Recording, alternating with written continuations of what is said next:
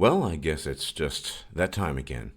That time to wistfully look to the past and the future in the hopes of the appearance of the next in the Elder Scrolls, that is, Elder Scrolls 6, wherever that might take place.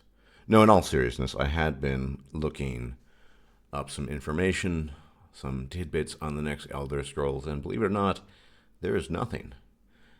There is a lot of speculation. There is a great deal of guessing, and some of it might even be warranted and accurate. For example, it seems, based on current calculations, however these calculations are actually in fact done, that most people speculate the release date, the release year, to be sometime in 2019. That is a long way off. Such a long way off that one is forced to think of the distinction between the Pleistocene and the Holocene. We're living in the Holocene, by the way. Maybe not that bad, but still, it's a long way off.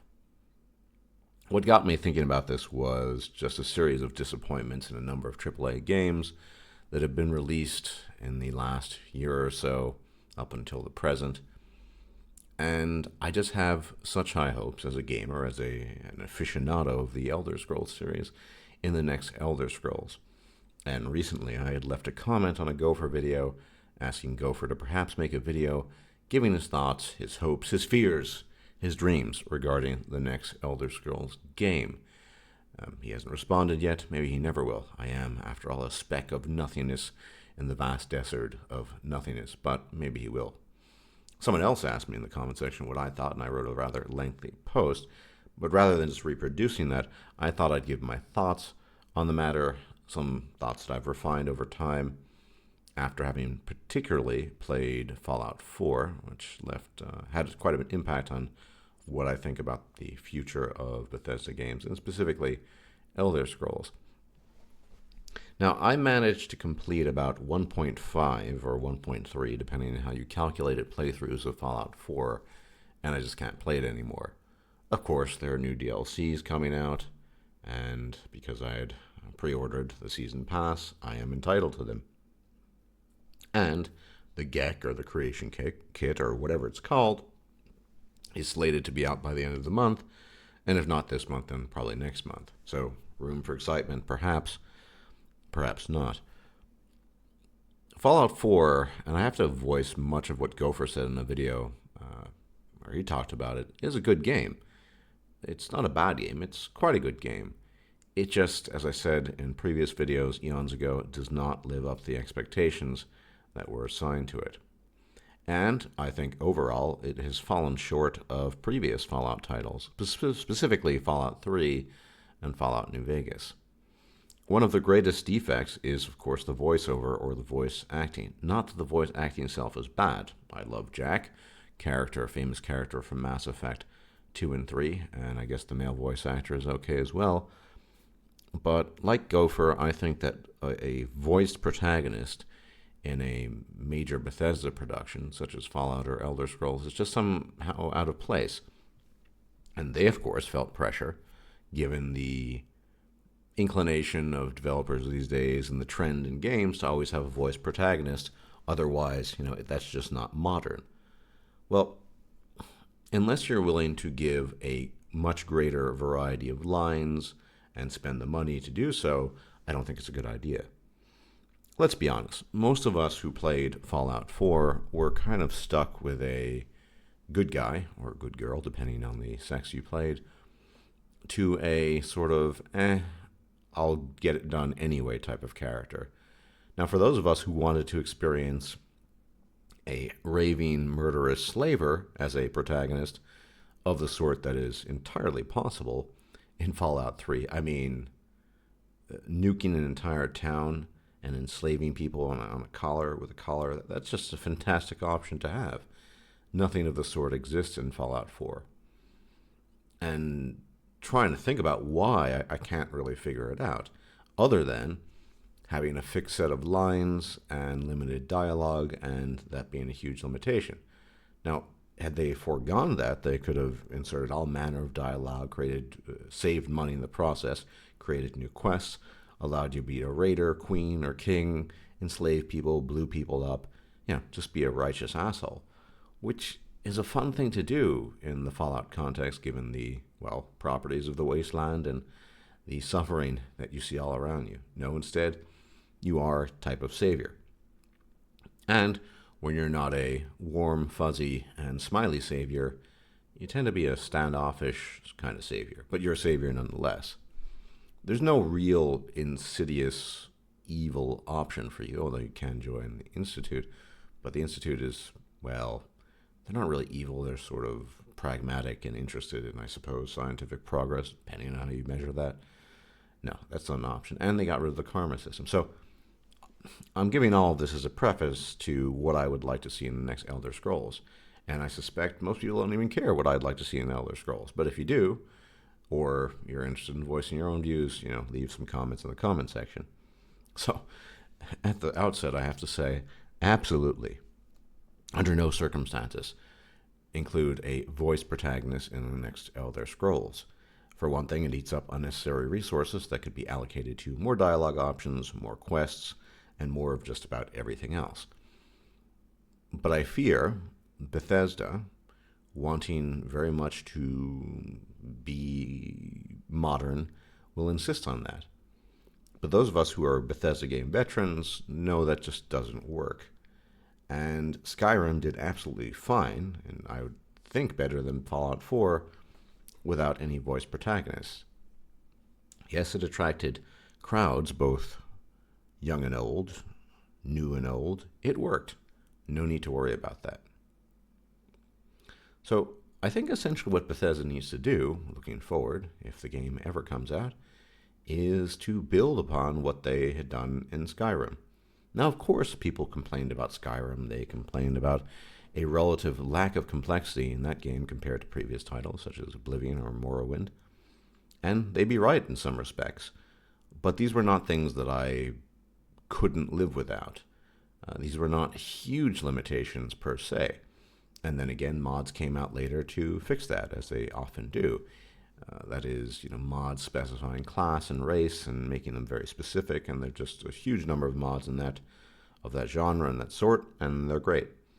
I'm not so sure the dialogue and voice acting thing can be fixed rather easily with Fallout 4, even if you have access to a GEC or a creation kit. Maybe it can, over time. You just scrap it completely, rewrite all the dialogue, create new quests, just all this stuff. But then again, people have to react to you, and then the NPCs have voices, and so it's a bit complicated. So no voice actors in, at least for the protagonist, in the next Elder Scrolls series. Whether or not they decide to return to a greater level of complexity and fleshing out your protagonist and character, well, I'm kind of indifferent to that. If they want to do that, I think that's pretty cool. I enjoy that. And if not, I enjoy that too. One thing they could absolutely do, having introduced a perk system into Skyrim, is to continue with some sort of perk system. Now, they should pay careful attention and pay heed to the perk mods that were created by various people like Tendo, such as Skyrim Redone, which later became Percus Maximus, or what's current now is Ordinator. And I think they could learn some lessons from that. Greater flexibility, less simplicity. And even if they don't, there will be mods eventually to modify that and improve it. Now, the things I am suggesting are just that, suggestions. I don't see any of this really as an absolute, except for the whole voice protagonist thing. But I very much would like to see the South, specifically the Somerset Isles. Now, in terms of landmass, I suspect the Somerset Isles would encompass far less than Skyrim itself. But frankly speaking, who cares? What they could do instead is make underwater exploration a real thing, the real deal. Maybe it would actually pay off to be an Argonian. Maybe you would have to stock up on those water-breathing potions or water-breathing spells. In any event, that would be fantastic. Real underwater exploration, real underwater combat, places to discover. And just because the landmass, or the series of isles, are smaller, doesn't necessarily mean that there needs to be less detail. In fact, what Bethesda could do would be to focus on providing greater detail to a smaller area. which is to say, completely open world within that context, the Somerset Isles. Now, there are other reasons why the Somerset Isles make sense, I think, and one of the reasons is because the Thalmor, some variant of the High Elves, a particular faction of the High Elves, played a rather large role in Skyrim, and continuing not necessarily the story arc, but the fact that High Elves were involved would be very, very interesting. It'd be a natural transition, moving from the far north, or rather the farthest north possible, to perhaps the most southern area of Tamriel. That would be really interesting. The difference in architecture, the magic heaviness of the place, these would all be really good reasons to play in, have a scene or have a game in the Elder Scrolls Somerset Isles, as opposed to the Elder Scrolls, I don't know, High Rock or Morrowind again, or Skyrim. It's not that I'm categorically opposed to playing again in some place like Morrowind or playing again in some place like Skyrim. It's just I'd like to see something new. And my fear with the other lands, that is to say places like Blackmarsh, the home of the Argonians, or elsewhere, home of the Khajiit, or even Valen or Valenwood, home of the Wood Elves, is that they might be too sparsely populated. They might just lack stuff to see. Whereas Somerset Isles, being islands, nonetheless are pretty urbanized from what I can see when I look at maps. And it is the homeland of the High Elves. I mean, think about, as much as I would find that interesting, a place like Blackmarsh. I mean, just wandering the swamps, the occasional forest here or there. Of course, there are cities there too. It's just, I'm not sure how they would pull that off. But they might well pull that off, and it is entirely possible. I just don't know, if I'm honest. So that certainly would be my preference, the Somerset Isles. But let's just say that's not plausible. They want to do a respin of Skyrim, or High Rock, or Morrowind, or maybe even focus on Orzammar, which would be pretty cool. Or maybe that could be included into something else, or even Cyrodiil. Fine, but Skyrim was a fantastic game. I've played more of that game than any other game I've ever played. If it ain't broke, don't fix it. Things that were good should be retained and improved upon, and things that didn't work, and there weren't terribly many of them, shouldn't be included. For example, more weapon variety would be very welcome. Spears and daggers and throwing knives, perhaps, would be nice. Crossbows, without necessarily having to have the crossbows introduced via DLC, even though I enjoyed Dawnguard a great deal, being a vampire fan. All ideas, all things that could be considered.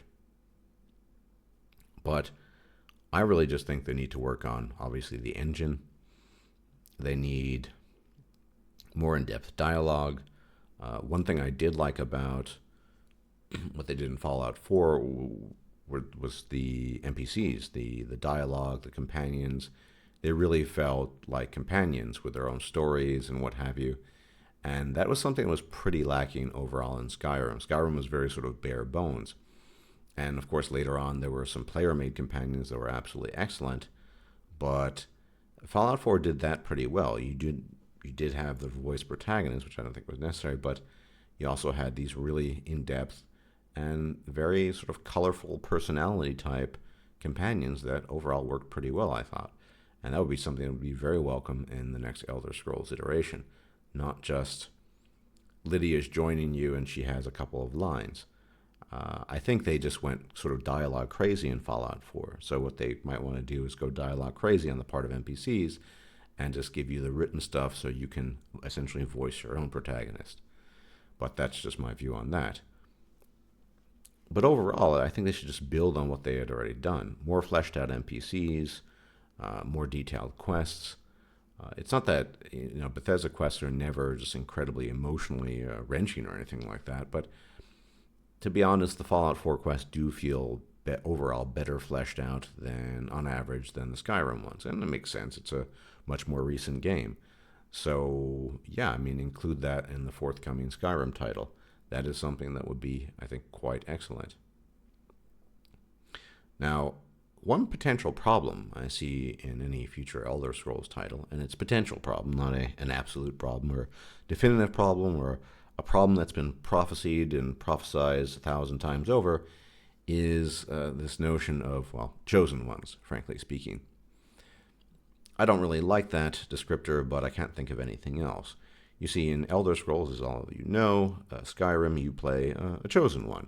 You are a mortal that is kin to the draconic races, the dragons, and you can shout and do things that dragons can do, only dragons can do. Yes, mortals can learn this art form, but you have a unique gift, hence you are a chosen one, chosen of the gods to oppose Alduin and save the world. Okay, that is a meme or a theme that is pretty popular, and it can work. But having done so, I think Bethesda created a few essential problems here.